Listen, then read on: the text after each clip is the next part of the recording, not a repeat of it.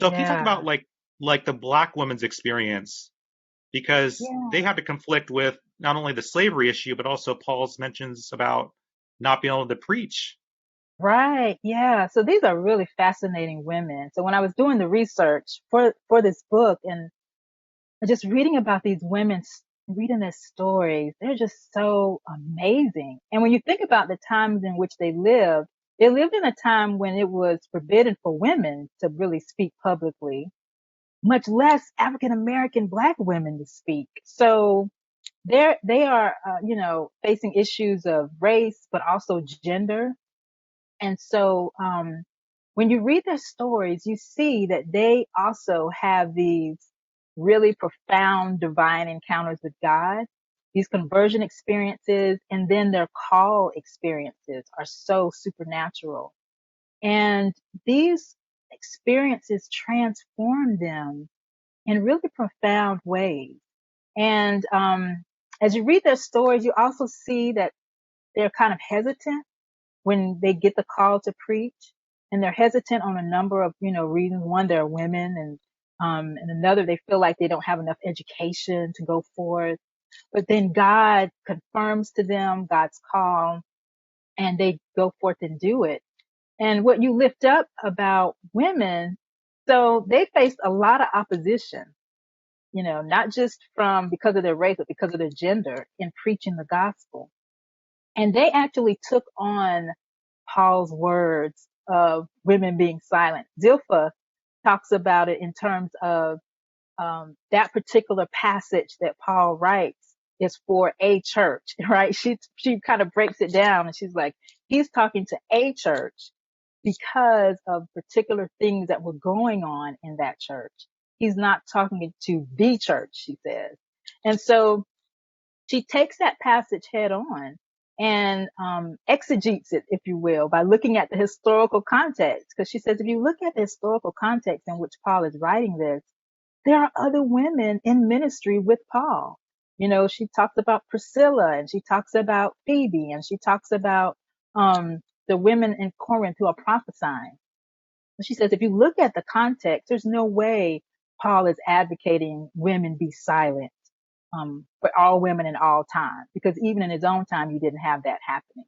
So you have these women who have these profound encounters with God, but they're also very much engaged with the context of scripture. So they're looking at the historical context.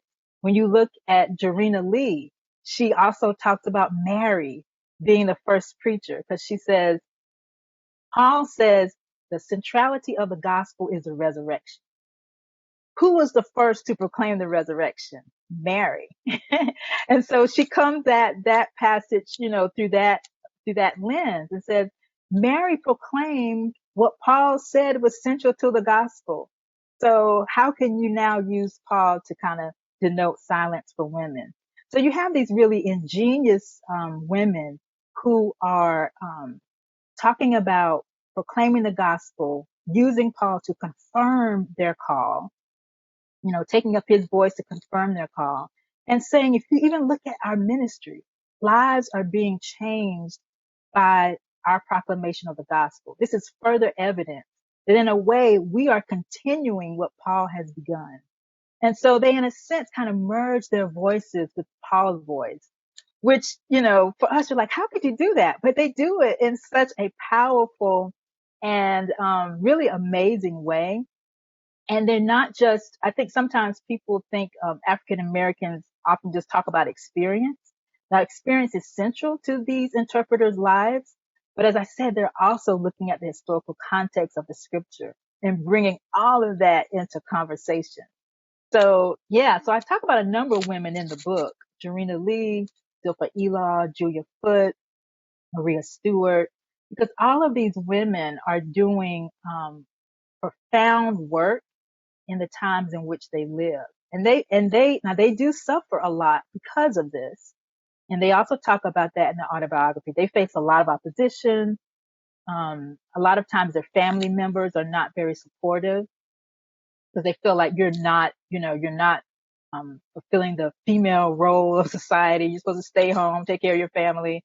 But you have these women who are traveling around the country, like, doing things that were considered only male roles. So yeah, these are quite amazing women. Yeah.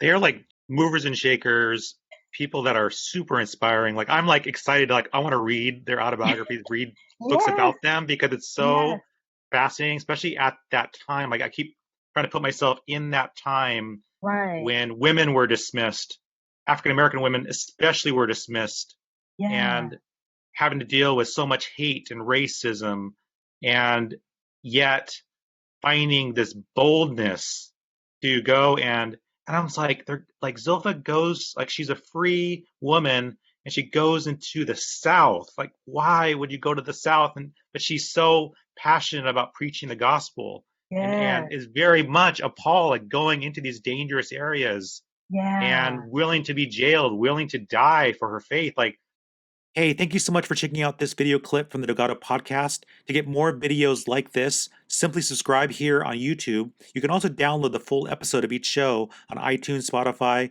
Google Play, or your favorite podcast player. Take care.